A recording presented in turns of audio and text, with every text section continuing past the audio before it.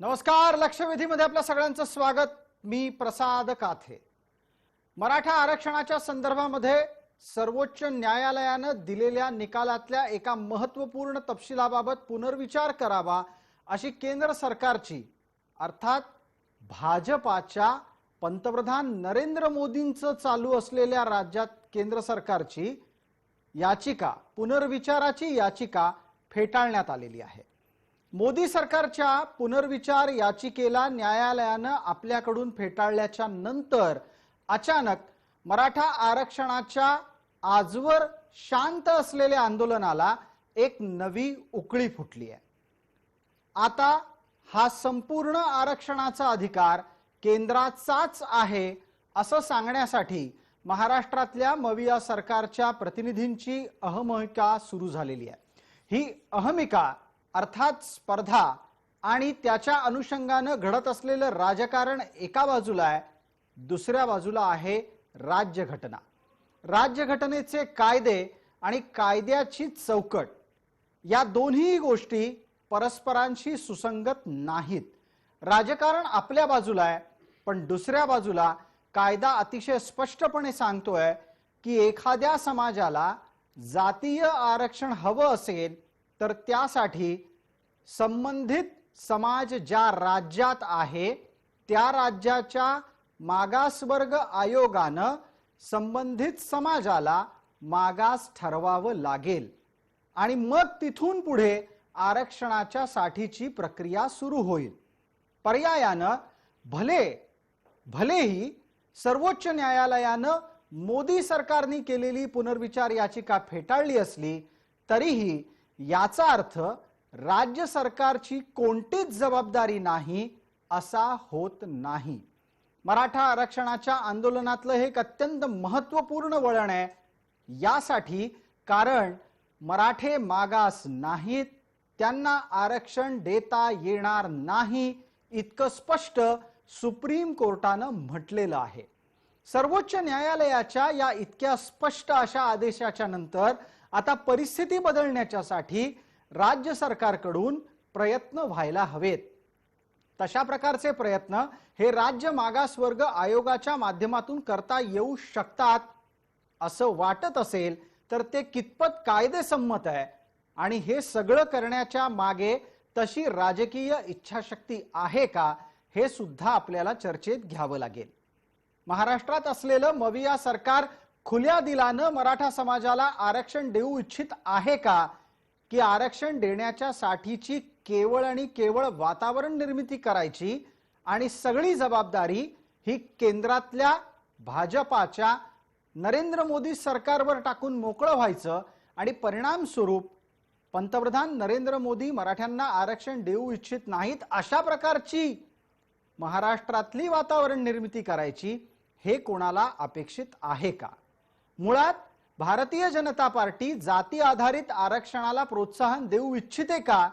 भारतीय जनता पार्टीला जाती आधारित आरक्षण टिकावीत, वाढावीत आणि त्यातून समाजांच्या विविध प्रकारच्या राजकारणाची पेरणी व्हावी असं वाटतं का, की सरसकट सगळी आरक्षण रद्द व्हावीत आणि केवळ आर्थिक आरक्षण टिकावं अशी भारतीय जनता पार्टीची मानसिकता असल्याचे आरोप होत असतील तर ते कितपत खरे आहेत याची ही चर्चा आपल्याला या अनुषंगाने आजच्या चर्चेत करायची आहे. लक्षवेधीचा आजचा विषय आम्ही निवडला आहे त्यासाठी मराठा आरक्षण आधी राज्यानं केलं मग केंद्राला सांगितलं.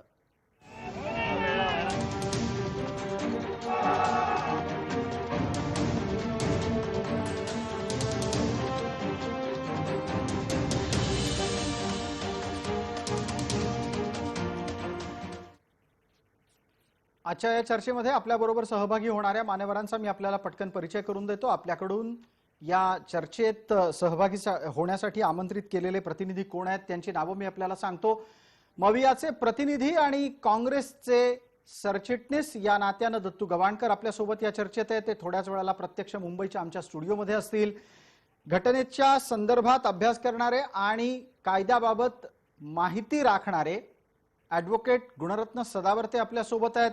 मराठा आरक्षण विरोधी याचिकाकर्ते या नात्यानं ते आपल्याला परिचित आहेत.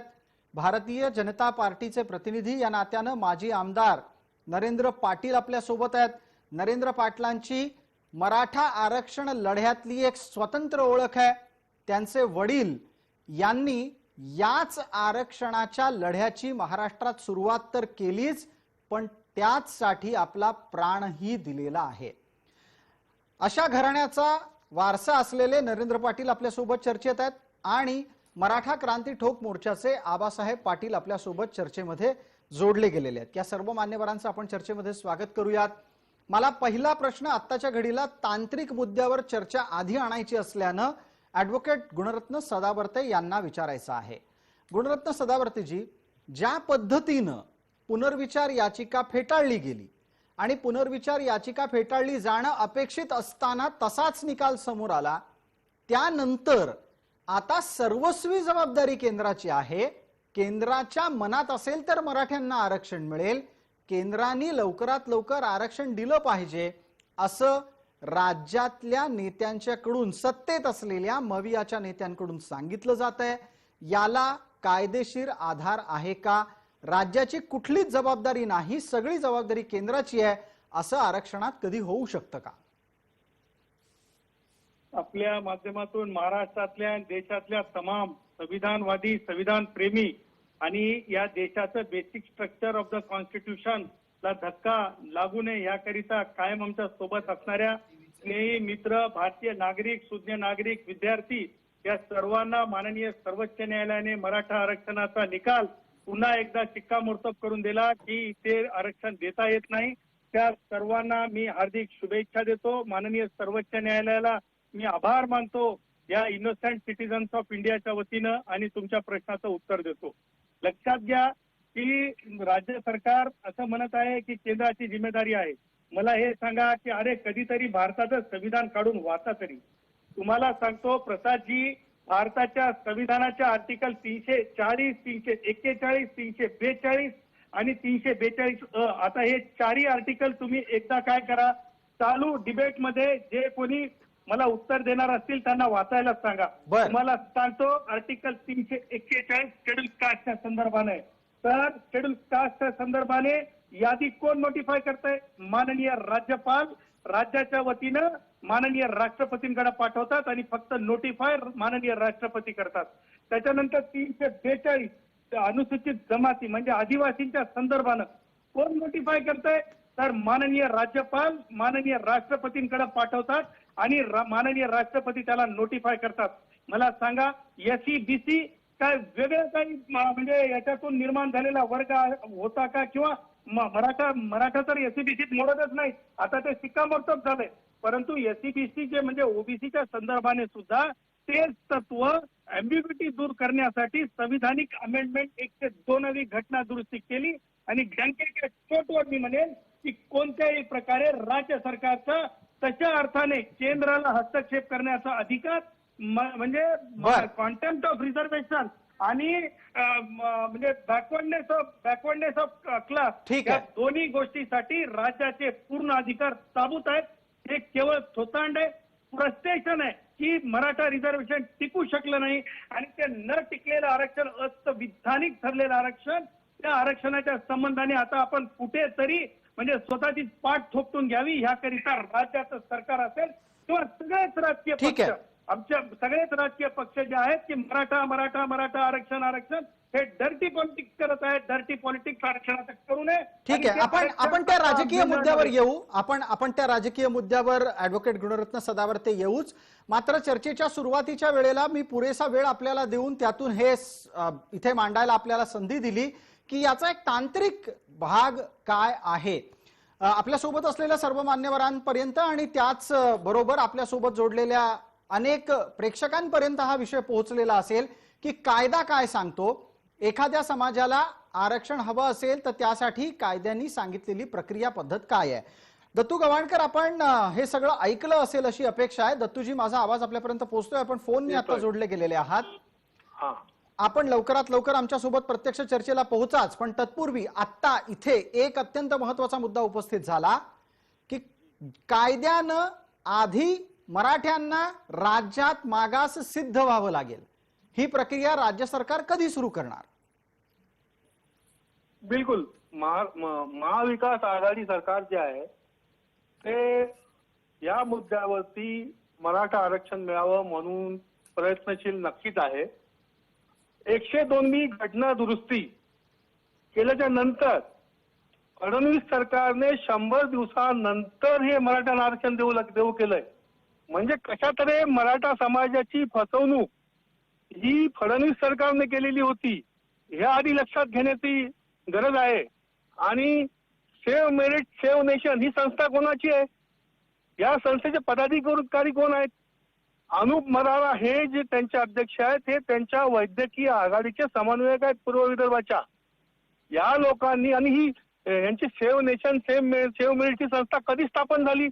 ही स्थापन झाली या मराठा आरक्षणाच्या या मुद्द्यावरती. आणि हेच लोक कोर्टात गेलेले आहेत. दत्तू गवाणकरजी,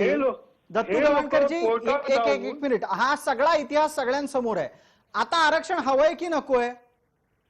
निश्चितपणाने मराठा समाजाला आरक्षण हे हवंच आहे. बरोबर. मग आरक्षण हवं असेल, मराठा समाज महाराष्ट्रातला असेल, तर महाराष्ट्र सरकार मराठा समाजाला आरक्षण मिळवून देण्यासाठी काय करणार आहे? राज्य मागासवर्ग आयोगाच्या कडून त्यासाठी लवकरात लवकर कार्यवाही सुरू करणं अपेक्षित आहे का आपल्याला? बिलकुल लवकरात लवकर कारवाई जर राज्य सरकारचे अखत्यारीत असेल तर राज्य सरकार करणार आहे. पण मोदी सरकारने कशी फसवणूक केली की 102वी घटना दुरुस्ती करायची तिथे आणि परत आता सुप्रीम कोर्टातही जाऊन ते पुनर्विचार याचिका करतात. त्यांना माहिती आहे टिकणार नाही. आणि या ठिकाणी आरक्षण दिल्याच्या नंतर त्या ठिकाणी कोर्टात जाणारे लोक कोण आहेत हा मुद्दा महत्वाचा. बर, त्याच्यावर चर्चा करू. आता पुनर्विचार याचिकेच्या निमित्तानं तो मुद्दा गौण आहे. आपल्याला नरेंद्र पाटलांना चर्चेत सहभागी करून घ्यायचंय. मी आपला मुद्दा घेऊन नरेंद्र पाटील यांना हा प्रश्न विचारू इच्छितो. नरेंद्र पाटीलजी, आपण अण्णासाहेब पाटलांच्या पासून सुरू असलेल्या या सगळ्या लढ्याचे साक्षीदार आहात. आज लढा ज्या वळणावर येऊन थांबलाय ते निश्चित समाजासाठी वेदनादायी आहेच. आणि यानंतरच्या वाटेबाबत समाज आत्ताच्या घडीला आशावादी आहे की समाजामध्ये त्याबाबत निराशाच आहे असं म्हणावं लागेल? पहिलं तर माझी विनंती आहे की ते जे वकील आहेत ना सदावर्पे, त्यांची जरा ती जी पहिलीची कॅसेट आहे ना ती सारखी ती कॅसेट वाजवायची काही गरज नाही. आजचा चर्चेचा जो मुद्दा आहे की तो मुद्दा स्पष्ट आहे की ते बोललं जाऊ शकतंय. संविधानिक दृष्ट्या बोलायचं, मी काय बोलायचं ते नरेंद्र पाटील ठरवणार का? हे बघा, ते ना त्या दिवशी पण त्यांनी वाद घातलेला आहे चर्चेमध्ये. ते बोलताना मी बोललेलो नाहीये. तुम्ही वाद घातला त्या वेळेला पण तुम्ही वाद घातला छत्रपती संभाजी महाराजांबद्दल तुम्ही वाईट बोलला.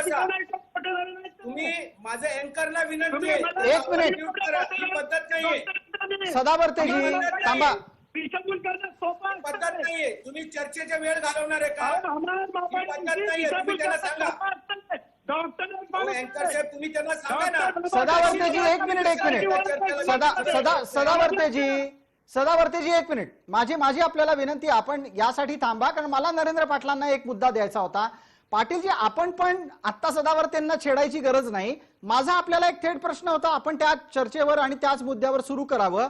आता मी आपल्याला असा प्रश्न विचारला की मराठा आरक्षणाचं आंदोलन आज ज्या वळणावर येऊन थांबलंय त्याच्याबद्दल समाजामध्ये निराशा आहे की भविष्यात हे योग्य पद्धतीनं विषय पुढे हाताळला जाईल याबाबत आशावाद आहे? पहिला मुद्दा तर एक आहे की सुप्रीम कोर्टामध्ये आरक्षण रद्द झाल्यानंतर सेंट्रल गव्हर्नमेंटनी केंद्र सरकारनी 102वी घटना दुरुस्तीसाठी फेर याचिका दाखल केली. ज्या फेर याचिकेचा निर्णय काल लागलेला आहे. ही गोष्ट खरी आहे की त्या फेर याचिकेच्या नंतरची केंद्र सरकारची काय भूमिका आहे हा विषय वेगळा आहे. पहिला मुद्दा. दुसरा मुद्दा, महाराष्ट्र राज्य सरकारनेही 1 महिना उशिरा या ठिकाणी सुप्रीम कोर्टाच्या जजमेंटच्या विरोधामध्ये परत फेर याचिका दाखल केलेली आहे. त्याच्याबद्दलचा अजून निकाल आलेला नाहीये. त्याच्यामुळं आमची अपेक्षा आहे की सुप्रीम कोर्टामध्ये जे महाराष्ट्र सरकारतर्फे जे गायकवाड आयोग आहे, हे गायकवाड आयोगाच्या माध्यमातून जे काही म्हणणं त्यावेळेच्या असणाऱ्या सरकारने मांडलंय, समाजाने मांडलंय, ते यशस्वी व्हावं, जेणेकरून मराठा समाजाच्या आरक्षणाचा जो मार्ग आहे महाराष्ट्र गव्हर्नमेंटचा तो या ठिकाणी संपूर्णपणे पूर्ण होईल आणि मग तो केंद्रामध्ये जाईल, केंद्राच्या असणाऱ्या अधिकाराच्या असेल तर जाईल. आता दुसरा मुद्दा, ही खरी शोकांतिका आहे की मराठा समाजाला या ठिकाणी आरक्षण मिळण्यासाठी असंख्य लोकांचे प्रयत्न आहेत. परंतु काही मुठभर लोकांच्या चुकीच्यामुळे हा आमच्या मराठा समाजाला भोगावा लागतो आणि आम्ही त्याचा वारंवार रस्त्यावर उतरून या ठिकाणी आंदोलन करू शकतोय. या ठिकाणी आम्ही आंदोलनाच्या माध्यमातून नरेंद्र पाटीलजी एकच मिनिट, आपण हा एक नवा मुद्दा चर्चेत आणला की काही मुठभर लोकांच्यामुळे मराठा आरक्षणाला विरोध होतो, त्याच्यावर आपण बोलू. पण तत्पूर्वी दत्तू गवाणकरांनी एक महत्वाचा आणि पर्यायानं काँग्रेस मवियानी आक्षेप नोंदवलाय की केंद्रातल्या सरकारनं मराठा आरक्षण प्रश्नी फसवणूक केली. माझा संपूर्ण शब्दच नाही पूर्ण झाला ना. काय फसवणूक केली? बोलू दे त्यांना, हरकत आहे. त्यांचा विषय तुम्ही त्यांना विचारले, त्यांना बोलू दे. नाही मी आपल्यालाच विचारलंय नरेंद्र पाटीलजी, मी आपल्याला विचारलं. कसं फसवणूक केली तुम्ही म्हणताय? 102वी घटना दुरुस्तीमध्ये केंद्र सरकार आपल्या भूमिकेमध्ये स्पष्ट आहे की महाराष्ट्र राज्य सरकारला आरक्षणाच्या संदर्भामध्ये स्वतःची भूमिका मांडण्याचा अधिकार आहे. त्याला राज्य मागासवर्गीय आयोगाचे जी नियमावली आहे ती राज्य सरकारने पूर्ण केलेली आहे. आता सुप्रीम कोर्टामध्ये ज्या वेळेला आपलं म्हणणं रिजेक्ट केलं, आरक्षणच रिजेक्ट केलं, त्याच्यामध्ये 5-6 विषय जे त्यांनी मुद्दे दिले, त्याच्यामध्ये 102वी घटना दुरुस्ती आहे. ह्याच्याबद्दल परतफेर याचिका दाखल केल्यानंतर केंद्रीय कायदा मंत्री याच्यामध्ये निर्णय घेतील ना. आता त्यांची भूमिका स्पष्ट आहे. ती भूमिका लवकरच पार्लिमेंटच्या अधिवेशनाच्या काळामध्ये स्पेशल ऑर्डिनन्स करून ते घेतील. हा तो मुद्दा नाहीये.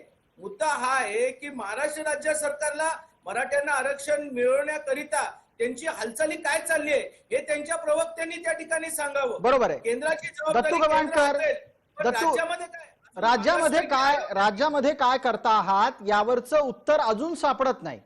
आपल्याला हे लक्षात यायला हवं दत्तू गवाणकर की कोर्टाचा निकाल येईच्या आधी आपल्याला खरं तर राज्य मागासवर्ग आयोगाच्या माध्यमातून मराठ्यांच्या मागास असण्याची सिद्धता करण्यासाठी कारवाई सुरू करता आली असती. बिलकुल. तुमच्या माहितीसाठी सांगतो मी की आजच महाराष्ट्र राज्य मागासवर्ग आयोग यांना डाटा गोळा करण्याच्या करिता राज्य सरकारने त्यांना सूचना केलेल्या आहेत. त्यांना दत्तू गवाणकर आपण दिशाभूल करताय. नाही चुकीची माहिती आहे दत्तू गवाणकर. तो ओबीसीबद्दलचा डेटा आहे, मराठ्यांच्या डेटाबद्दल काहीही नाहीये. चुकीचं बोलू नका. आता ऐका माझं ऐका पूर्ण. ठीक आहे. ओबीसीचा डाटा गोळा करण्याच्या करता त्यांना सांगण्यात आलेला आहे. आज कोर्टाचा निकाल आला.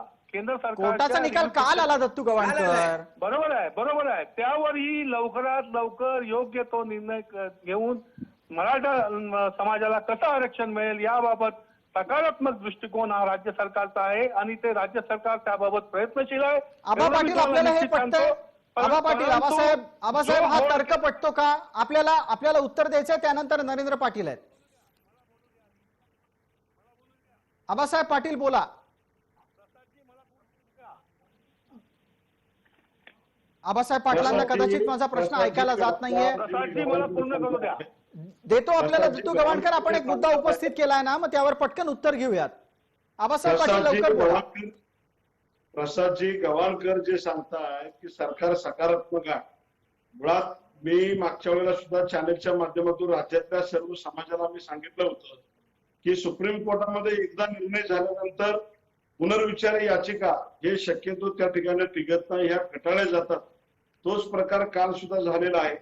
आणि दुसरा मुद्दा हे केंद्राचा विषय झाला.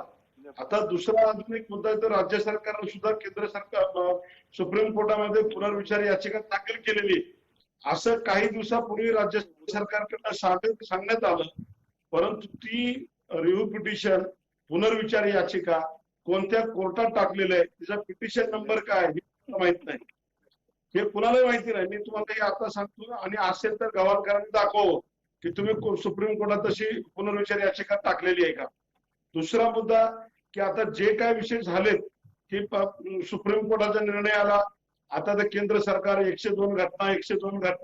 102 घटनेच्या संदर्भामध्ये राज्यातल्या तमाम सगळ्या लोकांच्याकडे आता अभ्यास झालेला आहे की 102 घटना दुरुस्ती झाल्यानंतर केंद्राने राज्याला आदेश द्यायचे किंवा अधिकार द्यायचे ह्याच्यावरती जी काही चर्चा होती केंद्रात होईल. ठीक आहे. परंतु तत्पूर्वी राज्य सरकारची काय भूमिका आहे का नाही, राज्य सरकारचा जो घटना दुरुस्ती करून ते दिलेलीच आहे.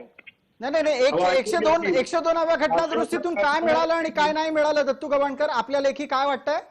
बिलकुल ते लोकसभेला आणि राष्ट्रपतींना अधिकार दिले गेलेले आहेत. म्हणजे आता राज्यात काही अधिकार उरले नाहीत. अधिकार उरलेले नाही आहे. राज्यात काही अधिकार उरले नाहीत. एक मिनिट, नरेंद्र पाटलांना बोलू देत मग. 102 वेळा अधिकार नरेंद्र पाटील यावर बोलतायत. ऐका, दत्तू गवाणकर, 102व्या घटना दुरुस्तीत नक्की काय घडलं याबद्दल नरेंद्र पाटील बोलतात, एकदा ऐकून घ्या. महाराष्ट्र राज्य सरकारने 5 मेला ज्या वेळेला सुप्रीम कोर्टाचं या ठिकाणी मराठा आरक्षण रिजेक्ट केलं, त्याच्या 1 महिन्यानंतर भोसले साहेबांनी अहवाल दिला. अहवाल दिल्यानंतरही आजही महाराष्ट्र सरकार त्यांच्या भूमिकेमध्ये स्पष्टता नाहीये. फेर याचिका जरी दाखल केली तरी भोसले आयोगाने या ठिकाणी समितीने सांगितलेलं आहे की मागासवर्गीय आयोगाला परत हे मराठा आरक्षणाच्या दृष्टिकोनातून काम सुरू करायला सांगा. अजून मराठा आरक्षणाच्या दृष्टिकोनातून मागासवर्गीय आयोगाने काम सुरू केलं नाही. जे सदस्य घेण्यात आले त्या सदस्यांमध्ये काही सदस्य हे जाणीवपूर्वक मराठा द्वेषी आहेत हे माहित आहे. त्यामध्ये ज्या वेळेला आपल्याला एखाद्या समाजाला न्याय द्यायचा असेल तर त्यांचे प्रतिनिधी पण आपल्याला घ्यावे लागतात. अजूनही त्याच्यामध्ये मराठा समाजाचे तज्ञ मंडळी अजून महाविकास आघाडीने त्याच्यामध्ये प्रतिनिधी घेतले नाहीत. ह्याच्यावरून महाविकास आघाडी कशा प्रकारे मराठ्यांना आरक्षण देईल हे आता आमच्या सर्वांना लक्षात आलेलं आहे. याच्यातला एक जो तांत्रिक मुद्दा आपण जो मुद्दा उपस्थित करता आहात नरेंद्र पाटीलजी, त्याबद्दल मला एकदा ऍडव्होकेट गुणरत्न सदावर्ते यांना बोलतं करायचंय. तो यासाठी की राज्य मागासवर्ग आयोगात मराठे असतील, मराठा समाजाचा प्रतिनिधी असेल तर मराठ्यांना आरक्षण मिळू शकतं. हा मुद्दा हा कायद्याला धरून आहे का? हा अशा प्रकारची मागणी होऊ शकते का? पहिली गोष्ट तर मला तुम्हाला हे सांगायचंय की दत्तू गवाणकर साहेब थोडं म्हणजे लिगल टीम कडून माहिती घ्या. एका बाजूला तुम्ही सांगता की ते केंद्राच्या म्हणजे सरकारकडे विषय आहे तर मग ते केंद्रीय आयोग करेल ना. मग तुम्ही कसं काय दुसऱ्या बाजूने तुम्ही राज्य मागास आयोगाला सांगायला डाटा हे करण्यासाठी? याचाच अर्थ तुम्हाला सुद्धा माहित आहे की राज्य सरकारचे अधिकार कोणत्याही पद्धतीने 102व्या घटना दुरुस्तीने गेले नाहीत. पण आता मी ते अगोदरचे 2 शब्द वापरत नाही पण पुढचे 2 शब्द वापरतो. उलट्या बोंबा आहेत त्या. आता त्याच्या पलीकडे जाऊन सांगतो, मागास आयोगाला तुम्ही वारंवार एकच काम लावणार आहेत का की तुम्ही मराठी गरीब आहेत की श्रीमंत आहेत? मला सांगा. आता काल सुप्रीम कोर्टाने शिक्कामोर्तब करेपर्यंत मराठे मागास नाहीत हे स्पष्ट झालं. आता लगेच सकाळी मराठे गरीब, संध्याकाळी मराठे श्रीमंत, सकाळी परत श्रीमंत, संध्याकाळी गरीब, असं होऊ शकते का कुठं? याच प्रकारची सुनावणी करण्याचा प्रयत्न एक मराठा वकील सर्वोच्च न्यायालयात करत होते. त्यावेळेस माननीय सर्वोच्च न्यायालयाचे न्यायमूर्ती नागेश्वर राव त्यांना म्हणाले हे ग्रामपंचायत ही it is not a panchayat, हे पंचायती स्थानिक तत्वांना तुम्ही वापरू शकत नाही. आणि कुणाला तरी आरक्षण द्यायचं म्हणजे जातीचे माणसं त्या समितीत आणायचे आणि त्यांच्याकडून लिहून घ्यायचं की द्या यांना आरक्षण. असं कदापि होत नाही. झुणका भाकर केंद्र नाही, टाकला रुपयाचा कॉइन आणि घेतली भाकर. याच्या संदर्भातला मुद्दा नरेंद्र पाटलांना मांडायचा आहे. याच्या संदर्भातला एक मुद्दा नरेंद्र पाटलांना मांडायचा आहे, त्यांना संधी देतोय. पाटील साहेब बोला. तुमच्या पोटात एवढं काय दुखतंय? मागच्या वेळेला सुप्रीम कोर्टामध्ये गायकवाड समितीकडनं काय नाही पण दुखायची गरज नाही ना. तुम्ही डॉक्टरकडे जावा ना. मराठा समाजाबद्दल एवढा तुमचा जो पुळका किती मोठा आहे ना तो सगळ्या देशाला कळालाय. तो मुद्दा नाहीये. माझा मुद्दा एवढा आहे की गायकवाड समितीचा अहवाल ज्या वेळेला रद्द केला त्याच वेळेला सुप्रीम कोर्टाने काही माहिती काही जजमेंट दिलेले आहेत. त्या जजमेंटच्या आधारावरती जस्टिस भोसले साहेबांनी परत एकदा मागासवर्गीय आयोगाची स्थापन करून मराठा समाजाला जर आरक्षण द्यायचं असेल तर तुम्हाला मागासवर्गीय आयोगाचं परत काम चालू करायला लागेल. हे कुणी दिलं? भोसले साहेबांनी दिलं. कुणाला दिलं? महाविकास आघाडीच्या मुख्यमंत्र्यांना दिलं. आता मुख्यमंत्र्यांची जबाबदारी आहे की त्या ठिकाणी प्रत्येक समाजाचा प्रतिनिधित्व घेतलं पाहिजे. त्याच्यामध्ये मराठा समाजाचा पण असला पाहिजे ना. बापट आयोगाच्या वेळेला पण तेच घडलं. मला नरेंद्र पाटीलजी एकच मिनिट एक मिनिट नरेंद्र पाटीलजी, मला आपल्याला एक प्रश्न विचारायचा आहे की अमुक समाजाला प्रतिनिधित्व द्यायचं तर त्या समाजाचा प्रतिनिधित्व आयोगावर असला पाहिजे हा आग्रह का? इतर समाजाचे लोक हे मराठा समाज खरंच मागास असेल तर आरक्षण देण्यापासून वंचित ठेवतील असं वाटतं? साहेब असं आहे, मागासवर्गीय आयोग ज्या वेळेला स्थापन होतो त्या मागासवर्गीय आयोगामध्ये सगळ्यांना प्रतिनिधित्व दिलं पाहिजे. ज्या समाजाबद्दल आपण निर्णय घेतात त्या समाजाची पण माणसं पाहिजेत. याचा अर्थ असा होतो की त्या समाजाला जे काही निर्णय आहेत तो योग्य होतील असा आम्हाला विश्वास आहे. दुसरा मुद्दा, जी मंडळी युट्यूब चॅनलच्या वरती मराठा द्वेषी आहेत तीच माणसं तुम्ही कशी काय घेता हो? आता जर मी त्याच्यावरती आक्षेप, खरं म्हणजे सरकारची जबाबदारी आहे कुणाला घ्यायचं नाही घ्यायचं, पण जी पहिल्यापासूनच मराठा द्वेषी आहेत, उदाहरणार्थ हे वकीलचे पहिल्यापासूनच मराठा द्वेषी आहेत, ते काय आम्हाला न्याय देणार मग? म्हणजे महाविकास आघाडी हे जाणीवपूर्वक अशा लोकांची नेमणूक करते की जे अहवालच त्या ठिकाणी मराठ्यांच्या विरोधात जाईल. ठीक आहे, मराठ्यांच्या विरोधामध्ये जाईल का नाही जाईल हा नंतरचा भाग झाला, परंतु जे सदस्य नेमले जातात ते प्रत्यक्षात मराठ्यांच्या विरोधामध्ये युट्यूब चॅनलवरती भरपूर काय बोलतात. मग महाविकास आघाडीचं धोरण काय होतं ते कळतं ना. मुख्यमंत्री उद्धवजी ठाकरे साहेबांची जबाबदारी आहे की जर तुम्ही एका साईडला म्हणता मराठ्यांना आम्हाला कायद्याच्या चौकटीत आरक्षण द्यायचं असेल, तर महाविकास आघाडीमध्ये अशी माणसं नाही आहेत का जी हे तपासून बघतील पहिलं की आम्ही कुणाच्या माणसांची नेमणूक करतोय त्या आयोगामध्ये? जरा पण त्यांना वाटत नाही का? याच्यावर आपल्यासाठी याच्यावर उत्तर देण्यासाठी दत्तू गवाणकर आहेत आता स्टुडिओमध्ये, ते थेट उत्तर देतील आपल्याला. नरेंद्र पाटलांच्या प्रश्नावर उत्तर द्यावं. मला बोलू द्यायला पाहिजे होतं तुम्ही. बिलकुल बिलकुल देतो. सदावर्ते आपल्याला उत्तर देतो. एक राजकीय मुद्दा उपस्थित झालाय, त्यावर एकदा पटकन दत्तू गवाणकरांना बोलतं करतोय. बिलकुल. आधी मी स्टुडिओत येताना माझं कनेक्शन कट झालं होतं, संपूर्ण मला त्यांचं ऐकू आलं नाही. नाही, आता नरेंद्र पाटील जो मुद्दा बोलले त्यावर बोला की या सरकारची मानसिकता आरक्षण देण्याची आहे की नाही. बिलकुल, या सरकारची मानसिकता संपूर्णपणे आरक्षण देण्याची आहे. मराठा समाजाला आरक्षण मिळावं म्हणून हे सरकार सकारात्मक आहे आणि त्या दृष्टीने लवकरात लवकर पावलं उचलून जे जे शक्य होईल ते या मराठा समाजासाठी करण्याची मानसिकता या या सरकारची आहे. अहो पण दत्तू गवाणकर आजवर काय केलं याचं उत्तर नाही सापडत. आबा पाटील कदाचित तुम्हाला तेच विचारतात. आबासाहेब, प्रवक्ते या चॅनेलवरती येतात, ते प्रत्येक जण सांगतात की आम्हाला द्यायची इच्छा आहे, सकारात्मक आहे. अरे पण तुम्ही देत तर नाही काय? आजपर्यंत तुम्ही सांगा सरकार. आबासाहेब, अहो 102वी घटना दुरुस्ती करून या मोदी सरकारने सगळी गोची करून ठेवलेली आहे, हे लक्षात घ्या तुम्ही. आणि त्याच्यावरती कळस म्हणजे फडणवीस साहेबांनी 102वी घटना दुरुस्तीच्या 100 दिवसानंतर हा फार्स केला की इथे मराठ्यांना आरक्षण दिल्याचं त्यांनी फार्स केला आणि त्याच ठिकाणी सेव्ह मेरिट सेव्ह नेशन या संघटनेद्वारे कोर्टात त्यांना पाठवलं आणि कोर्टात जाऊन आरक्षण टिकणार नाही याची व्यवस्था आदरणीय माजी मुख्यमंत्री फडणवीस साहेबांनी केली होती. हे तुम्ही लक्षात घ्या. तुमच्या मराठा आरक्षणाच्या विरुद्ध कोण आहे हे पहिले लक्षात घेण्याची गरज आहे. तुमचं आरक्षण कोण अडवतंय? एकदम त्या लोकांनी त्या ठिकाणी 102वी तिथे घटना दुरुस्ती केली आणि या ठिकाणी ते देत आहेत, म्हणजे ती फसवणूक कोणी केली? फडणवीसनी केली. एकच मिनिट लक्षात घ्या तुम्ही. आणि सदावर्तेजी, सेव्ह मेरिट सेव्ह नेशन, सदावर्तेजी, अहो एक मिनिट, आता इथे सेव्ह मेरिट सेव्ह नेशनचा विषय आहे का? म्हणजे आपली माणसं कोर्टात पाठवायची आणि त्याच्या आरक्षण अडवायचं, हे धंदे फडणवीस सरकारने केलेले आहेत.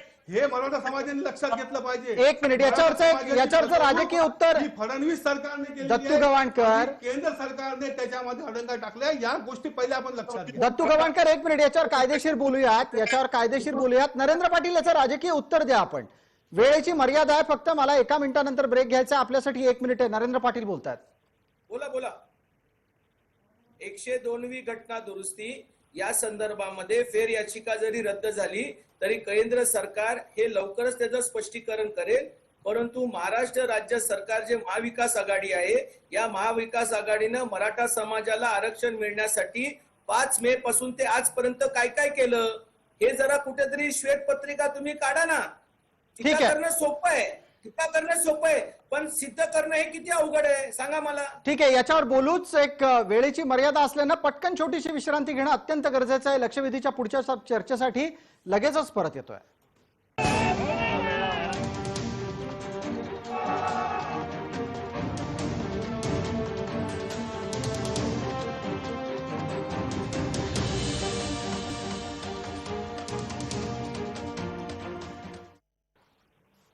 नमस्कार, लक्षवेधीच्या या भागामध्ये आपल्या सगळ्यांचं स्वागत. आपण चर्चेची सुरुवात ॲडव्होकेट गुणरत्न सदावर्ते यांच्यापासून करतोय.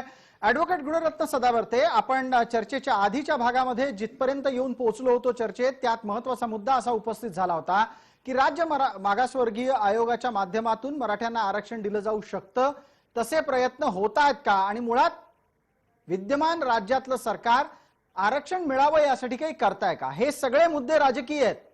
तुम्ही सांगा, कायदेशीर दृष्ट्या एकदा सर्वोच्च न्यायालयानं आरक्षण देता येणार नाही असं सांगितल्यानंतर त्याच समाजाला परत त्याच सर्वोच्च न्यायालयाच्याकडून आरक्षण मिळवून देता येऊ शकतं का? मला 2-3 गोष्टी तुम्हाला सांगायच्या आहेत की आता जे माझ्यावर पखाड करून बोलायचा प्रयत्न करत होते त्यांचं नाव नरेंद्र पाटील आहे असं मला वाटतंय. आणि नरेंद्र पाटील वयामानाने माणसं थोडी शहाणी होतात. माझं नावच नरेंद्र पाटील आहे. मला माहिती नाही ना तुम्ही कोण आहेत, मला माहिती नाही. तुम्ही आपण तुम्ही कोण आहेत माहिती नाही, ते ऐकलं ते सांगतो. मला बोलू देता का तुम्ही? तुम्ही बोलता प्रसादजी, त्यांना आधी बोलू द्या, नंतर मला उत्तर द्यायचंय. बरं ठीक आहे. माझं नाव घेतलं तर नरेंद्र पाटील माहित नाही, चॅनल वरती नाही मला माहिती नाही नरेंद्र पाटील कोण आहेत, मला माहिती नाही. बरं ठीक आहे ठीक आहे. मी बोलू मला बोलू दे. नरेंद्र पाटला जर संपलं असेल तर मला उत्तर द्यायचंय. ठीक आहे आपण बोला, सदावर्तेजी बोला. हा, मला एक गोष्ट आपल्या माध्यमातून सांगायची आहे.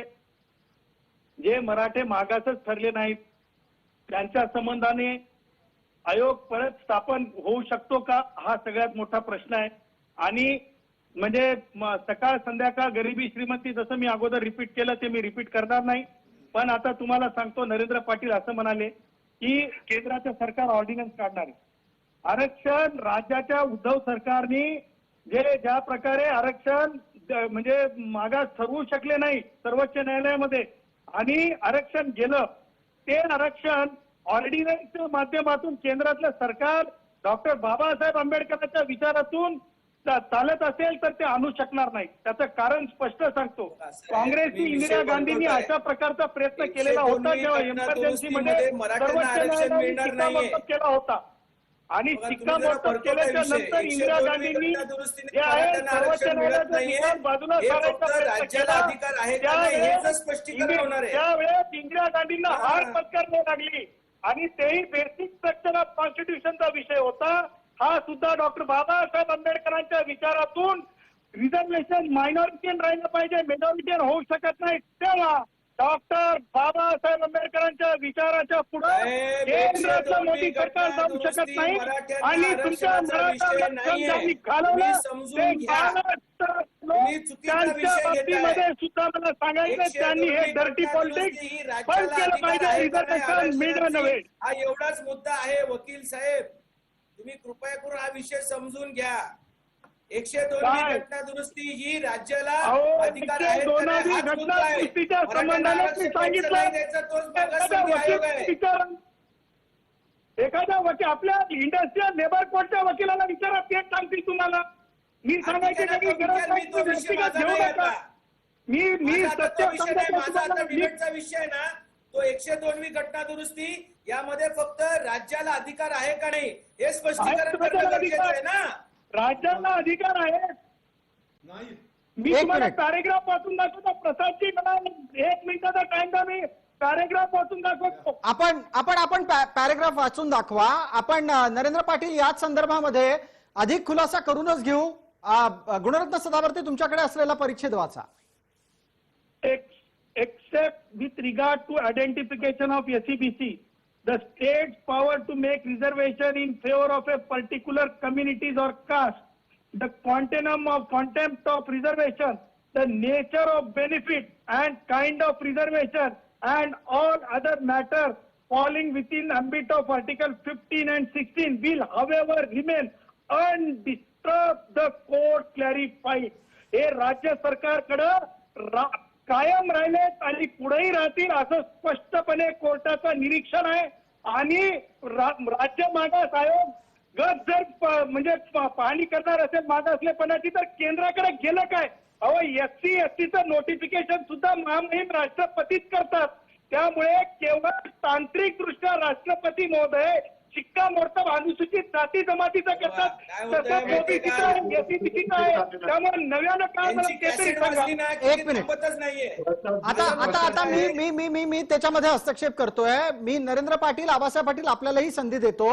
दत्तू गवाणकर आपल्या सोबत आहेत. दत्तू गवाणकर, अतिशय स्पष्टरित्या ज्या पद्धतीनं संविधानात लिहिलेल्या शब्दांच्या आधारे कोणाकडे अधिकार आहे तो विषय अधोरेखित झालेला आहे.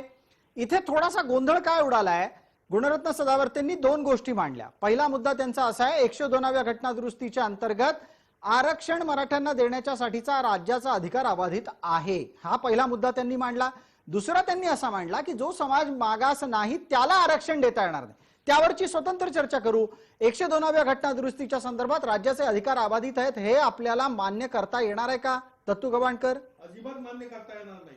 त्याचं कारण असं आहे की ह्यामुळे लोकसभा आणि राष्ट्रपती यांना हे अधिकार ट्रान्सफर झालेले आहेत, हे लक्षात घेण्याची गरज आहे. अहो पण आणि- मगाशी त्यांनी आणि- राज्यघटनेतला आणि- तपशील आणि- वाचून दाखवला. अहो, त्यामध्ये 102वी घटना दुरुस्तीमध्ये तशी तरतूद मोदीजींनी केली. अरे आणि अहो पण त्यांनी तपशील आणि- वाचून आणि- दाखवल्याच्या नंतर पण ऐका- तुम्ही हे ऐका- म्हणणार आहात? ऐका- ऐका.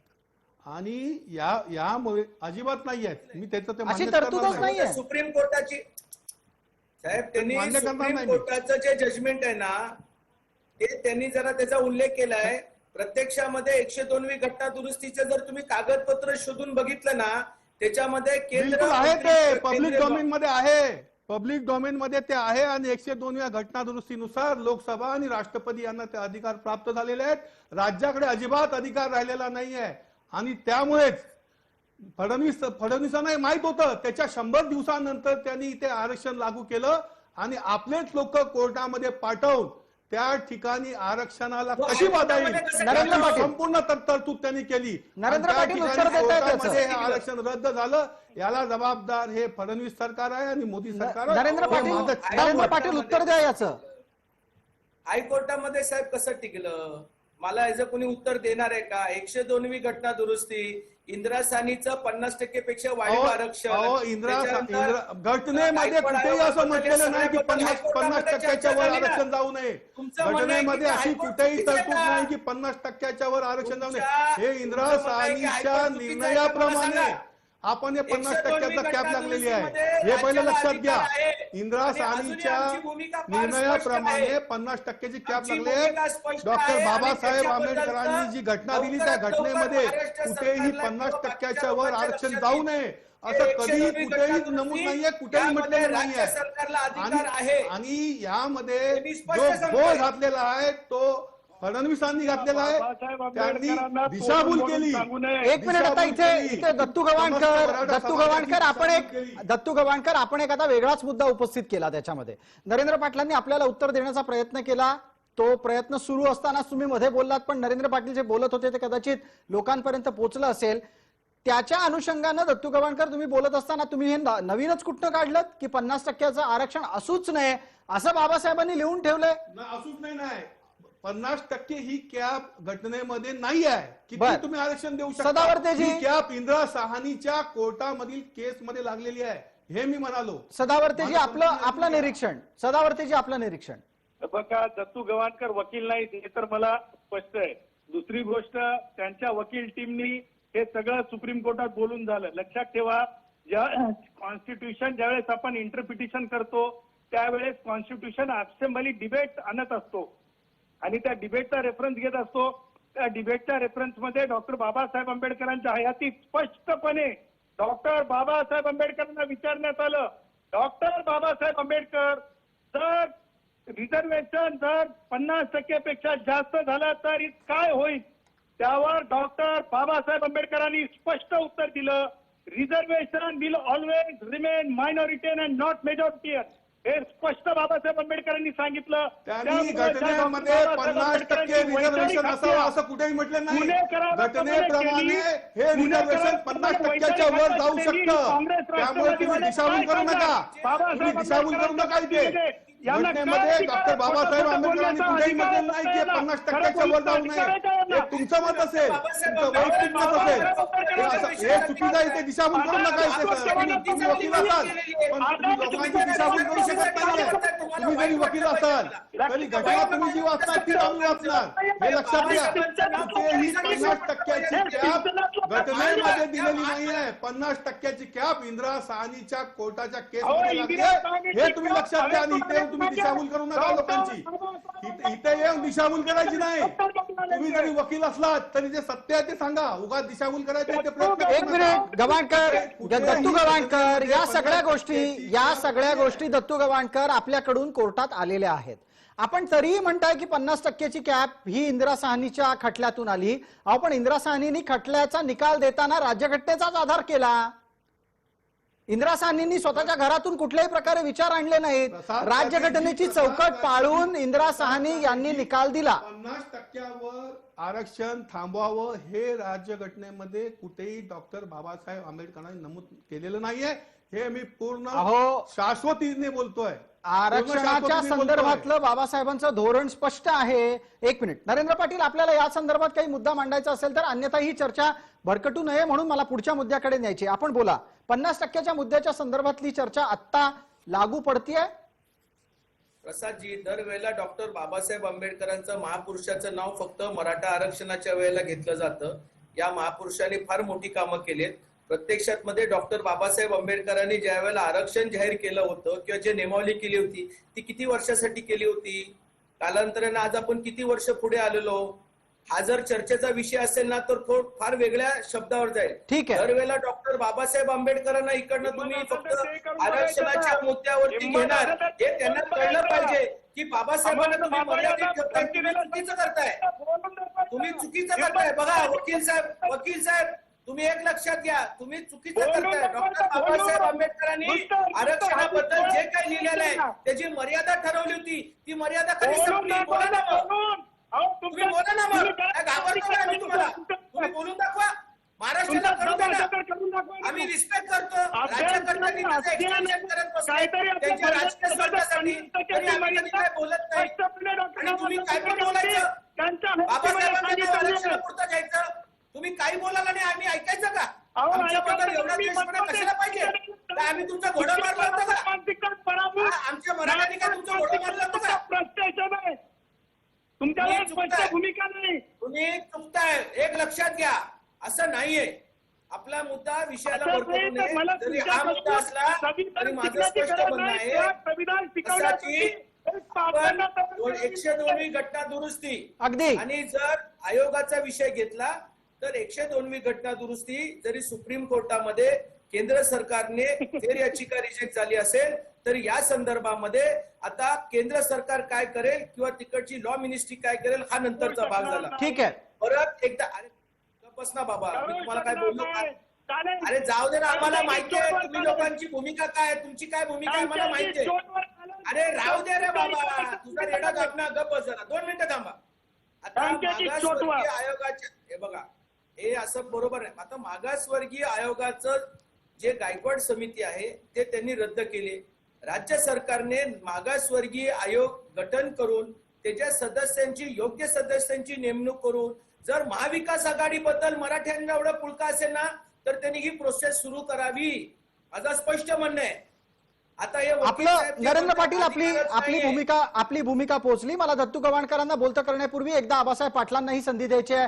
आबासाहेब पाटील, आतापर्यंतची मविया सरकारची भूमिका आणि नरेंद्र मोदी सरकारची भूमिका मराठा आरक्षणाबद्दलची ही समाजात कशा पद्धतीनं पोहोचली? आरक्षण देण्याबाबतीत कुठलं सरकार, कोणता पक्ष यशस्वी ठरला आणि कोण चालढकल करत होतं हे मराठ्यांना कळलं आहे का? नक्कीच तुम्ही एक चांगल्या पद्धतीचा प्रश्न आता विचारला. या आता ज्या काही डिबेट चालू आहे, चर्चा चालू आहे, या चर्चेमध्ये जास्त वरडून बोलणं किंवा मलाच काय जास्त कळतं असा विषय होत नाही. मुद्देसूद चर्चा झाली पाहिजे. समाजातल्या लोकांना कळलं पाहिजे की आपण काय मांडतोय काय नाही. परंतु ज्या पद्धतीनं डिबेटला आल्यानंतर हे विषय बाजूला राहतात. याच्यावरती जरा वक्त्यांनी बोलताना थोडं भान ठेवलं पाहिजे. ठीक आहे. आपण नियंत्रित करू. तुम्ही मुद्द्यावर या आजच्या, की मराठा समाजाला हे कळलंय का की त्यांना आरक्षण कुणी दिलं होतं, कोणामुळे मिळालं होतं आणि आत्ताच्या घडीच्या दोन्ही सरकारांची, केंद्रातल्या मोदी सरकारची आणि राज्यातल्या मविया सरकारची मराठा आरक्षणाबाबत भूमिका काय आहे? समाजाचे प्रतिनिधी म्हणून आपण बोला. मराठा समाजाची जी भूमिका आहे, मागच्या सरकारनं ज्यावेळेला भाजप शिवसेनेचं सरकार होतं, आदरणीय देवेंद्र फडणवीस साहेब त्यांनी त्यावेळेला सर्व पक्षाला सोबत घेऊन त्यावेळेला ठराव मंजूर करून एक मतानं ते मराठा आरक्षण दिलं होतं.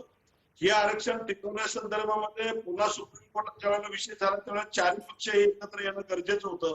मला सांगा, ज्या पद्धतीनं ओबीसी आरक्षणाचा प्रश्न निर्माण झाला त्यावेळेला 4 पक्षांचे सगळ्या इतर जे बाकीचे सत्तेत नसणारे पक्ष एकत्र केले. लोणावळ्यामध्ये 4 दिवस त्या ठिकाणी बैठक चालली. 4 पक्षाचे सगळे नेते एकत्र आले, अधिकारी एकत्र आले आणि संविधान घटनात्मक दर्जा असलेले जे राज्य मागासवर्गीय आयोग त्यांचे सुद्धा सदस्य त्या बैठकीला उपस्थित राहिले. घटनेने नेमून दिलेले ज्यांना समतेची शपथ घेतलेले असे मंत्री सुद्धा त्या बैठकीत गेले. ठीक आहे. म्हणजे अशा पद्धतीने राज्यामध्ये काम चाललं. आणि मग मराठा समाजाच्या जे चाललं की भाजपची भूमिका वेगळी, त्या ठिकाणी दोन तीन नेते वेगळं काम करतात, आघाडी सरकारनं कुणाला तरी नेमून दिलं त्यांचं काम वेगळं चाललंय. म्हणजेच या सरकारमध्ये विरोधी पक्षामध्ये एकमत दिसत नाही. मराठा समाजाला आरक्षण देण्यासाठी सर्व पक्षीय नेत्यांना तुम्ही एकत्र त्या पद्धतीने भूमिका घेतल्या पाहिजे. आता आघाडी सरकार काय करते, केंद्राकडं हो ना, केंद्राकडं तुमची जबाबदारी काय ते सांगा ना. मला प्रश्न आहे त्या गव्हाणकरांना आता की सगळं कालपासून बघतो अशोकराव चव्हाण पासून सगळे लोक तुमचे, आता केंद्राला जबाबदारी घ्यावी. बिलकुल आहेत ना हो, केंद्राची जबाबदारी आहेत. अहो 102 घटना दुरुस्तीने स्वतःवर त्यांनी ते अंकुश लावलेला आहे. आणि एक लक्षात घ्या, भारतीय जनता पार्टीचं सरकार जे आहे ते हमेशा आरक्षणाच्या विरोधात असलेलं सरकार आहे. यांना सर्व आरक्षण संपवायचे आहेत, यांना कोणालाही आरक्षण द्यायचं नाही आहे. ही हे गोष्ट लक्षात घ्या पहिली. ठीक आहे. मौल्यावर आरोप करण्याच्या पूर्वी ही गोष्ट लक्षात घ्या की भारतीय जनता पार्टीला संपूर्णतः सर्वच आरक्षण संपवायची आहे. याच्यावर बोलू एक मिनिट. गव्हाणकर आत्ताच्या घडीला आबासाहेब पाटलांचा मुद्दा पूर्ण करू द्यात. वेळेची मर्यादा आहे आपल्या प्रत्येकाला. त्याच नंतर नरेंद्र पाटलांनाही आपल्याशी काही बोलायचं आहे. आबासाहेब पाटील आपला मुद्दा पूर्ण करा, शेवटची 30 सेकंद आहेत. गव्हाणकर मुद्दा ऐकून घ्या, मुद्दा ऐकून घ्या. मला एवढंच सांगायचं राज्यातल्या जनतेला की आता आघाडी सरकारची भूमिका काय ही आपण स्पष्ट करावी. की आता सुप्रीम कोर्टानं रिव्ह्यू पिटिशन फेटाळल्यानंतर तुमची भूमिका काय आहे, तुम्ही समाजावर टाकणार आहे का तुम्ही काय निर्णय घेणार आहे. समाजाला सांगणार आहे तुम्ही केंद्राकडे जा म्हणून, तुमचे खासदार नाहीत का, तुमचं सरकार नाही का. मला वाटतंय भाजपाचे जे ज्यांनी फसवणूक केली मराठा समाजाची की त्या ठिकाणी आरक्षण दिलं दाखवून कोर्टामध्ये ते रद्द करायला लावलं स्वतःच्या एका संस्थेमार्फत. हे लक्षात घ्या कशी फसवणूक केली आहे. नरेंद्र पाटील यांना बोलतं करूया. थांबा. व्यवस्थित नरेंद्र पाटील बोलतात. दत्तू गव्हाणकर आपल्या आक्षेपांच्या संदर्भात नरेंद्र पाटलांचंही उत्तर येत आहे. बोला नरेंद्रजी. आरक्षण टिकवता आलं नाही याचं खापर तुम्ही बीजेपी वरती फोडू शकत नाही. तुमची जबाबदारी तुम्ही आजही पार पाडत नाहीये. मागासवर्गीय आयोग केला, त्याचं अजून काम सुरू नाही. मागासवर्गीय आयोगामध्ये जे सदस्य आहेत ते मराठा द्वेषी आहेत. तुम्ही त्यांची नेमणूक केली, त्याच्यामुळे तुमची प्रत्यक्ष भूमिका काय आहे हे मराठा समाज बघतोय. आमची काही माणसं तुमच्या हाताला लागली याचा अर्थ असा होत नाही की मराठा शांत आहे. मराठा हा बरोबर इंगा दाखवल्याशिवाय राहणार नाही, एवढं लक्षात ठेवा तुम्ही. त्याच्यामध्ये त्यांच्या मदतीला अधिकचे वकील त्या ठिकाणी मौर्या सरकारने दिले आणि त्या ठिकाणी तुम्ही कागदपत्र दिले का वेळेवर. तुमच्या वकिलांनी किती वेळा तारीख मागून घेतली, सुप्रीम कोर्टामध्ये तारीख किती वेळा मागून घेतली जरा माहिती घ्या. मला एक सांगा, एकच मिनिट थांबा. नरेंद्रजी, पाटील साहेब एक मिनिट. पाटील साहेब, माझा एक प्रश्न दत्तू गव्हाणकरांना आहे. माझा एक प्रश्न आहे. गव्हाणकर साहेब, आपण हे वारंवार सांगता आहात की 102वी घटना दुरुस्ती झाल्याच्या 100 दिवसांनंतर देवेंद्र फडणवीस सरकारने मराठा आरक्षण दिलं, हे काही बरोबर नाही. पण मला सांगा, जे आरक्षण देवेंद्र फडणवीसांच्या सरकारनं 102वी घटना दुरुस्ती झाल्याच्या 100 दिवसांनंतर दिलं ते मुंबईत असलेल्या उच्च न्यायालयात मान्य झालं. सर्वोच्च न्यायालयात ते मान्य नाही झालं कारण तुमचे वकीलच अनेकदा सांगत होते की आम्हाला कागदपत्र देत नाहीत. वकील कोण होते? फडणवीस सरकारने जे दिले तेच वकील होते, आम्ही बदलले नाही. सर्वोच्च न्यायालयात त्यांना बाजू मांडण्याच्यासाठी योग्य ते पाठिंबा सुद्धा दिला गेला नाही, हे अनेकदा समोर आलंय. दुसरे वकील नाही दिले आम्ही. त्या वकिलांना पुरेसं पाठबळ दिलं का? भ्रम नका पसरवू. त्या वकिलांना पुरेसं पाठबळ दिलं का? बिलकुल दिलं गेलेलं. एक मिनिट थांबा, एक मिनिट. आपण ते म्हणतात ना, हात कंगन को आरसी क्या, पढे लिखे को फारसी क्या. आपल्यासोबत गुणरत्न सदावर्ते आहेत. सदावर्तेजी, एक मिनिट. आता माझी विनंती, कुठलाही राजकीय विषय घेऊ नका, मी थेट विचारतो. मवियाचे वकील पूर्ण तयारीनिशी सर्वोच्च न्यायालयात बाजू मांडू शकत होते का तुमच्या विरोधात? मी तुम्हाला सांगतो स्पष्टपणे, ज्या प्रकारे वकिलांवर तुम्ही टाकत आहात, एक लक्षात घ्या की ते त्या तत्वातच बसणारं आरक्षण नव्हतं. त्यामुळे वकिलांनी किती जरी वरबडे स्वतःचे काढून घेतले असते तरी हाच निकाल येणार होता. हे सगळे पुढारी जरी कोर्टात उभे केले असते, मी तर मागे म्हणलो होतो प्रकाश आंबेडकरांना उभं करून टाका, खासदार संभाजींना उभं करून टाका, सगळ्यांना उभं करून टाका, तरी सुद्धा जे म्हणजे आडातच नाही ते पोहऱ्यात कुठून येईल. स्पष्टपणे आरक्षण हे मागास तत्वामध्ये येतच नव्हतं मराठ्यांचं आरक्षण. फडणवीस सरकारने केली, आपलं मत बरोबर आहे सदावर्तेजी, आपण बरोबर बोललात. याची तजवीज फडणवीस सरकारने केली होती की आरक्षण टिकू नये. मग त्या ठिकाणी वकील काय करणार, आपलं जे मत आपण नरेंद्र मांडलं. पाटील आपलं उत्तर काय आहे? परंतु याचा दोषी जो आहे ते फडणवीस सरकार आहे. त्यांना माहिती आहे 102 घटना दुरुस्त झाली, टिकणार नाही, आणि हे टिकणार नाही माहीत असताना त्या ठिकाणी आरक्षण देण्याचा फार्स केला. आणि तो फार्स करताना दुसऱ्या बाजूने आपले लोक कोर्टात पाठवायचे, त्यांना तिथे कोर्टात भांडायला लावायचं. म्हणजे कशा तऱ्हेने सुनियोजित पद्धतीने फडणवीस सरकारने या ठिकाणी मराठा समाजाची फसवणूक केली आपल्याला आहे. वेळेची मर्यादा आहे प्रत्येकाला. यांना कसं फसवलेलं आहे, लोकांसमोर आलेलं आहे. दत्तू गवाणकर, नरेंद्र पाटील आणि गुणरत्न सदावर्ते, आपल्याला प्रत्येकाला वेळेची मर्यादा आहे. मी 30 सेकंद प्रत्येकालाच देऊ शकतो आता, आणि तेवढाच वेळ आपल्या हातामध्ये उरलेला आहे. मी पटकन सदावर्तेजींना विचारतो. पहिला प्रश्न, गुणरत्नजी आपल्यासाठीचा मुद्दा आहे, 30 सेकंदात कृपया उत्तर द्या. आता मराठा आरक्षणाची लढाई ही पुन्हा एकदा आरक्षण मिळवून देणारी असू शकते का? पटकन 30 सेकंदात. माझं स्पष्ट मत आहे, मराठा रिझर्वेशन मिळणं नव्हे, याच्यावर फक्त पॉलिटिक्स होऊ शकते. त्याचे कारण स्पष्ट आहेत. 2 वेळेस आयोगांनी स्पष्टपणे निरीक्षण नोंदवलेलं आहे.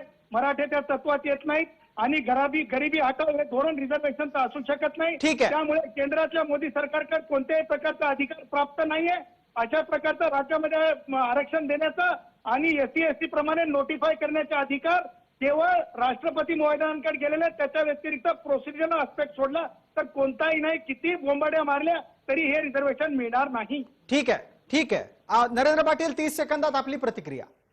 102वी घटना दुरुस्तीच्या संदर्भामध्ये लवकरच केंद्र सरकार त्याबद्दलचं जे त्याचं म्हणणं आहे ते व्यवस्थितपणे मांडेल. राहिला मुद्दा मराठा आरक्षणाच्या मुद्द्यावरती, मराठा आरक्षणाच्या मुद्दे महाविकास आघाडीच्या माध्यमातून सदस्याची व्यवस्थितपणे नेमणूक केली पाहिजे, आणि परत एकदा राज्यामध्ये त्या ठिकाणी मराठा समाजाला आरक्षण देण्याच्या दृष्टिकोनातून पावलं उचलली पाहिजे. गरिबी ठीक आहे. हटाव हा आरक्षणाचा मुद्दा नसेल तर सगळ्यांचंच आरक्षण रद्द करा, मग टेन्शनच संपून जाईल. ठीक आहे. पुढचा मुद्दा, आपला पुढचा वक्तव्य करण्यासाठीचा वेळ सुरू होतोय. आबासाहेब पाटील आपला. प्रसादजी, आरक्षणाच्या संदर्भामध्ये अनेक वेळा चर्चा झाल्या. आम्हाला फक्त एवढाच विषय आहे की आता गवाणकर आपल्यासोबत आहेत. सरकारच्या वतीनं मराठा आरक्षणाचा सुप्रीम कोर्टात रद्द झाल्यानंतर आता मराठा समाजाला तुम्ही आरक्षण कुठल्या वर्गातून देणार, कसं देणार, किती दिवसात देणार आहेत, आरक्षणाचा टाइमआउट कधी देणार, कारण जुलै पासून आता ऍडमिशन प्रोसेस चालू होणार आहेत. या बाबतीत सरकारची काय रणनीती आहे? फी माफी विद्यार्थ्यांना देणार आहात का? या सगळ्या प्रवेश प्रक्रिया कशा पद्धतीने राबवणार आहेत? ठीक का आहे. फक्त मराठा आरक्षणाच्या संदर्भात वेळ काढूपणाचं धोरण करणार आहे? या बाबतीत आता गवाणकरांनी आम्हाला स्पष्ट संपूर्ण ठीक आहे, 30 सेकंद आहेत गवाणकरांसाठी. गवाणकर, आपला वेळ सुरू होतोय. केंद्रातल्या भारतीय जनता पार्टीच्या सरकारने RSSचा अजेंडा न राबवता जर त्यांनी निश्चित केलं की आरक्षण रद्द करायचंच नाही त्यांना, तर निश्चितपणे केंद्र सरकार या आरक्षणावर शिक्कामोर्तब करू शकतं. आणि राहिली बाब जी आहे राज्य सरकारची, तर मविया सरकार हे कटिबद्ध आहे आणि बांधील आहे की मराठा समाजाला संपूर्णपणे आरक्षण मिळालंच पाहिजे. ठीक आहे. वेळेची मर्यादा असल्यानं या चर्चेला आपण इथंच थांबवतोय. आपण सर्व मान्यवर या चर्चेमध्ये सहभागी झालात त्याबद्दल आपले मनपूर्वक आभार. लक्षवेधीमध्ये तूर्तास इतकंच. सर्व प्रेक्षकांना जय महाराष्ट्र.